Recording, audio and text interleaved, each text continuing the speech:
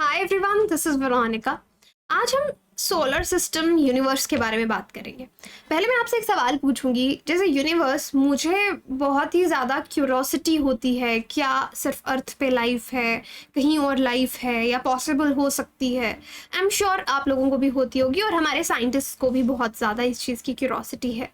तो अब हमको जाके पता चला है एक जो भी हमारे मिशंस रहते हैं उनसे, कि सोलर सिस्टम जहाँ पे ख़त्म हो रहा है वहाँ पे पानी हो सकता है या पानी है। तो ये पूरा क्या इंफॉर्मेशन है, ये मैं आपके साथ डिस्कस करूंगी। बाकी आपकी कोई भी क्वेरी हो आप मुझसे कनेक्ट कर सकते हैं। पीडीएफ आपको टेलीग्राम पे मिल जाएगा, because I feel together we can make a huge difference.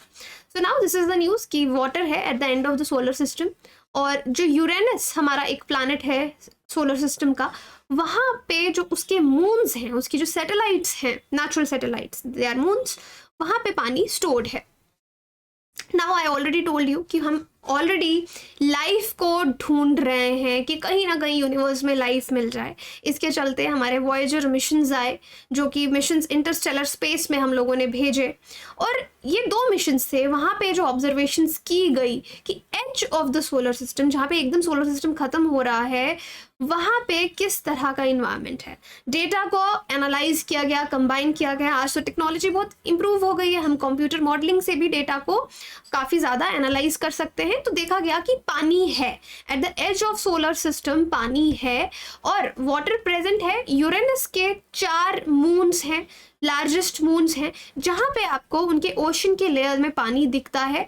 Core, जो कोर रहता है, कोई भी प्लैनेट है जैसे उसका कोर होगा और क्रस्ट होगा, उसके बीच का जो लेयर है वहाँ पे पानी है।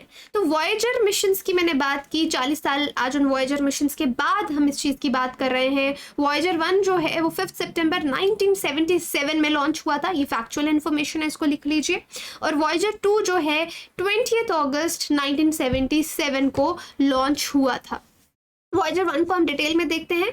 पहला स्पेसक्राफ्ट जो हीलियोस्फेयर में एंटर किया, सन की सोलर विंड जहां तक पहुंचती है, दैट इज हीलियोस्फेयर। हीलियो कोई भी चीज होगी दैट इज रिलेटेड टू सन, सूर्य से रिलेटेड। तो 2012 में वो एंटर किया। वॉयेजर 1 1977 में लॉन्च किया गया था, और हमने इसको भेजा था आउटर सोलर सिस्टम को पढ़ने के लिए, जो प्लैनेट्स हैं। और रास्ते में जाते जाते जो प्लैनेट्स पढ़ेंगे, सैटर्न, जुपिटर, उनको भी जाते हुए तुम पढ़ते हुए जाओ, एनालाइज करते हुए जाओ। Voyager 2, although it is the second mission, but ये 16 डेज पहले वॉयेजर 1 से लॉन्च हो गया था। तो 2 इसलिए कहा जा रहा है कि प्लानिंग इसकी बाद में हुई थी, लॉन्च इसको उन्होंने पहले कर दिया। दोनों ही अपने ओरिजिनल डेस्टिनेशन से भी दूर पहुंच चुके हैं। ये जो स्पेस क्राफ्ट है, इनको बनाया गया था कि मैक्सिमम 5 साल चल जाएंगे, और जो भी हमको स्टडीज करनी है आउटर सोलर सिस्टम की, जुपिटर की, सैटर्न की, वो हम कर लेंगे।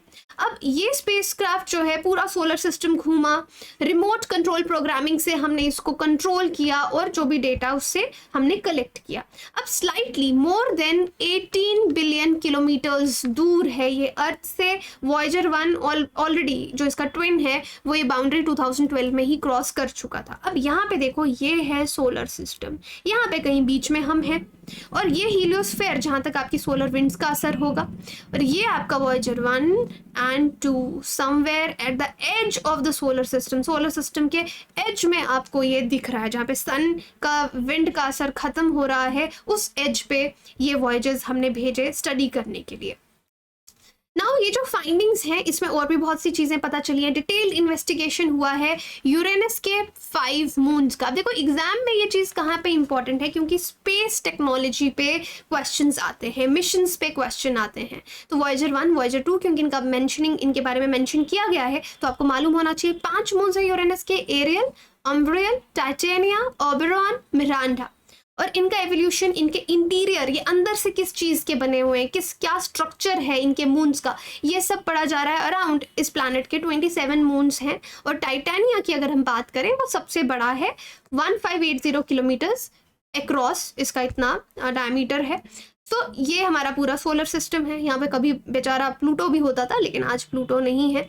तो ये हमारे सारे हैं। तो जब हम इनको बाहर भेज रहे थे, वॉयेजर को यहाँ से हमने अर्थ से लॉन्च किया, तो चलो भाई रास्ते में जाते हुए बाकी प्लैनेट्स को भी पढ़ते हुए जाना, जुपिटर को पढ़ते हुए जाना, यूरेनस को पढ़ते हुए जाना। अभी जेम्स वेब टेलीस्कोप ने भी यूरेनस की रिंग्स की, आपने देखा होगा, ब्यूटीफुल पिक्चर्स जो हैं वो भेजी थी। तो ये देखो जेम्स वेब टेलीस्कोप ने किस तरह से यूरेनस की ब्यूटीफुल पिक्चर्स हमको भेजी, उसके रिंग्स की पिक्चर हमको भेजी। मून्स यूरेनस के अलग अलग हैं, देखिए टाइटेनिया जो सबसे बड़ा है, ओबेरॉन, मिरांडा, ऑम्ब्रियल, ये सब मतलब आप देखो यूरेनस के जो मून्स हैं अपना ही एक सिस्टम, सोलर सिस्टम बना के बैठे हुए हैं।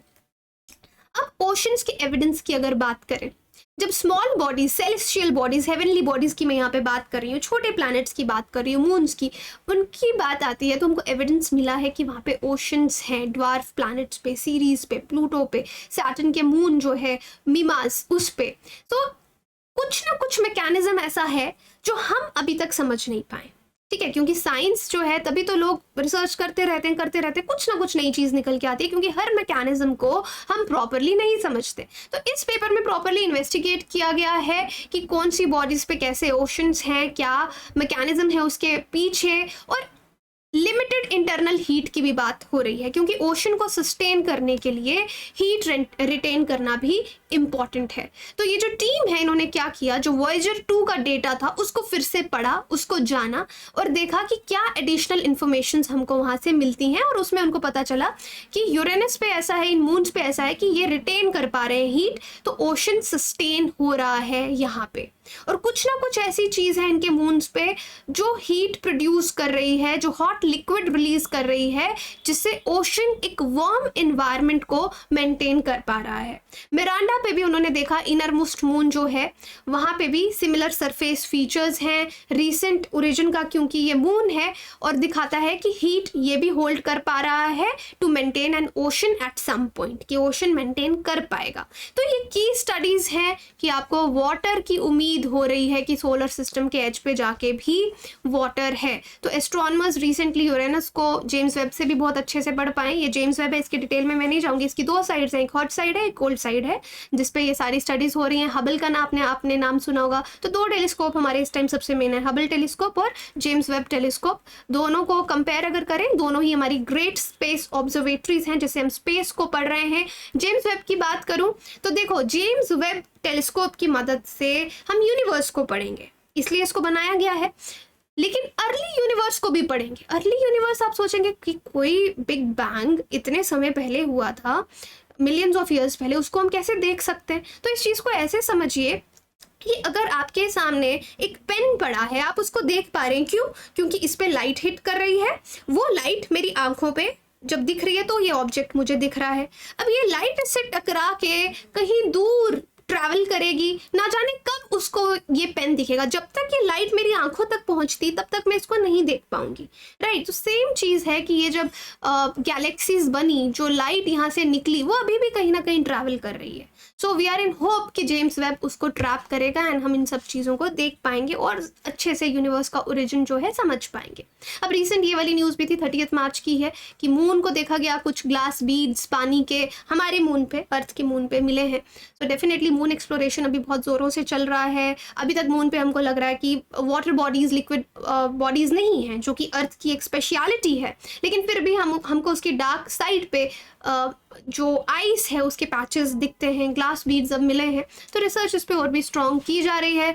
सो इस तरीके से बाहर से जो स्पेस ऑब्जर्वेटरीज हैं, ये पूरे सोलर सिस्टम को पढ़ती हैं, देखती हैं, और ये इन्फॉर्मेशन हमारे से साइंटिस्ट हमारे लेके आते हैं। So that is something else, but exam के लिए इम्पॉर्टेंट है ये फैक्ट कि सोलर सिस्टम की एज पे हमारे कौन से मिशंस गए, क्या डेटा उन्होंने हमको दिया, लेटेस्ट वाटर को लेकर क्या क्या खबरें सामने आई हैं, जैसे मैंने मून पे ग्लास बीड्स की बात की है ना, और फिर ये सोलर सिस्टम के एज की बात हो गई। सो ये सब आपको बहुत अच्छे से मालूम होना चाहिए एग्जाम में प्रीलिम्स के क्वेश्चन करने के लिए। Thank you so much. कोई भी क्वेरी हो आप PDF के लिए मेरे टेलीग्राम चैनल पे मुझसे जुड़ सकते हैं। Thank you so much.